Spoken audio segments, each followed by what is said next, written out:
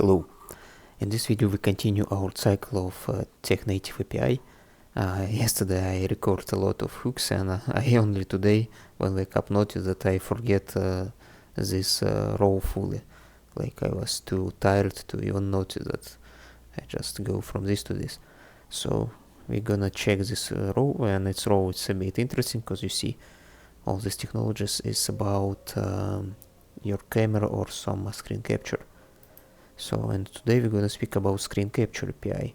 It's fully web native. You can find all links in description, and in summary I will explain how you can do this on another frameworks, blah blah blah. Screen Capture API demo. Let's check how it's work.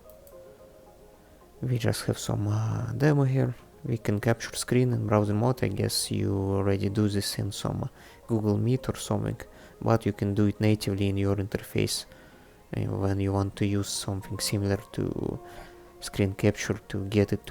There was a lot of info tabs, so for example I changed to entire screen. You can do it with Chrome tab, with window, like it's usually do. So for me I do screen, and let's try to capture another screen. I have a second monitor with OBS where I usually look, and let's try to capture this. And now here you see my second monitor. Hello. Yeah, it's what I usually see when I'm recording, but for you it's my first monitor, so now I can like capture first and second monitor like this. It can be useful for some communication application, like imagine Google Meet, Zoom, etc., like all of this stuff. Also, it can be useful in some interactive game or something like this, when you need to show your screen, and any more cases. But now let's stop this. We stop our screen capture, and let's check how it's actually working code. In the code it's work like, I do this. In the code it's work easy. We have this path for use screen capture and screen capture demo. For use screen capture we have, pay attention, we have a TypeScript media stream that it's native from TypeScript. We don't need to create interface or type for this.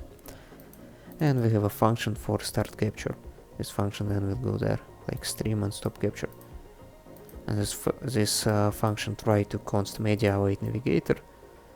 And if we have this navigator media devices, it's where is our web native API start to work with this media devices and get display media. It's when this thing is actually captured, when you see this window with whatever you want to capture. We get video, and if it's if we do this, when we click, we just set stream to media, and we return media to the stream. Easy. Like, yeah, pay attention, I don't have fully checked for support or not. Let's check compatibility, actually.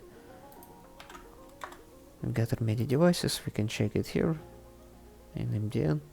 Browser compatibility, it's compatible on any browser, not JS. We don't even check this. Users not gonna use this like server to actually use like browser. So you can see all main browsers continue this. Secure context required. In Opera, pay attention, we need secure context or something like this. Opera not support. Yeah, I think it's just like, because compatibility usually looks like this, but it's mean in our case that for Opera we need some access to this feature. In all other browsers all will be good. Okay. Next. We actually do this, we get stream, and let's check how it's working in our demo. In our demo we start capture. When we click button for start capture, this window is open at first, and then we have a media to set stream, and we get stream there. And let me show you how we actually do stream. In React Weights we use some ref to actually show this. For another frameworks I will show in summary. And for stream we just check use effective current stream, and we do src object stream. We get stream src object. It's usually, maybe you notice in next you need to, like, if you want to get image you need to get to src, and here is similar for ref, like current src object. for stream. And actually for stream with box shadow changed, it's when a stream have something inside. And in actual video we need this video ref to be assigned to stream. Pay attention that we need to assign src object to stream. Yeah, I already say to you. And it's gonna be good, and you're gonna see it in real life how I already show you in demo. So it's easy, you can use this code anywhere, whatever you want. And let's go to summary now. Uncle Ivan. Just some summary about any hooks that I showed you before in the video. All open source code you can find in description in a GitHub repository that fully open source. And you can also find Playground here. In Playground you can create like add pull request with your own hook, or you can test my hooks that I already added here. It's fully native, you can use it in your projects. I also add filter, but it's just, you know, for some fun. And pay attention, one important thing, you need to enable experimental web platform features for some of the hooks. It's only for most advanced ones, but still in some videos I'm gonna show advanced API hooks, so pay attention that this in Chrome Flux in address, this experimental platform features it's enabled, and it's all this Playground gonna work for you in a good way. And last thing that I want to discuss with you, all these hooks, it's React way, yeah? It's written on React, but if you want to use Vue or VanillaJS, Angular, Svelte, etc., how you can do it easily. I just want to show you, it's like some bonus. For example, let's take use clipboard. I don't know about what hook I'm gonna speak with this video, because it's summary video. For us, you can take every hook like this, like I showed you. Use clipboard, and you can open like Grok, for example, and in Grok we just can write prompt like, you can just go to Vue, VanillaJS, Svelte, etc. Let me even write for Svelte, just to show you. And you can just copy these hooks. In my case it's like, I will copy it from GitHub, and clipboard demo I also gonna copy all this code for clipboard demo, and I also add this here in a Grok in my way, but you can use GPT, DeepSeek, whatever AI model you want. And here you can see that it just can easily convert this React way to another framework, even vanilla JavaScript. You see, because the most important one usually it's API itself.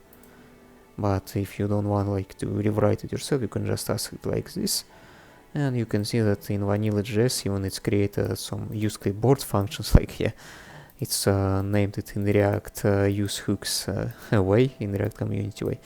But in Vue, how you know in a Vue 3, use hooks with this convention, like from React. Here we can see for vanilla JavaScript it's created for Vue in composition API. You can also ask in old version of API, not in composition one, but I recommend you use composition, of course, for now in Vue, because it's a modern one. And for example in Svelte even it's pay attention, it's not use clipboard, because in Svelte it's usually like functions, but still you see it's created some hook way function with subscribe set for writable. It's a Svelte store here, but in our case it's not matter. And still it's gonna have same logic that I show you in React. It's gonna just copy your clipboard in this way, and for all other hooks it's gonna work different, similar, sorry, not different. Anyway, let's go. With all these knowledges, you're gonna be good in a native web API. Yes, Uncle Ivan.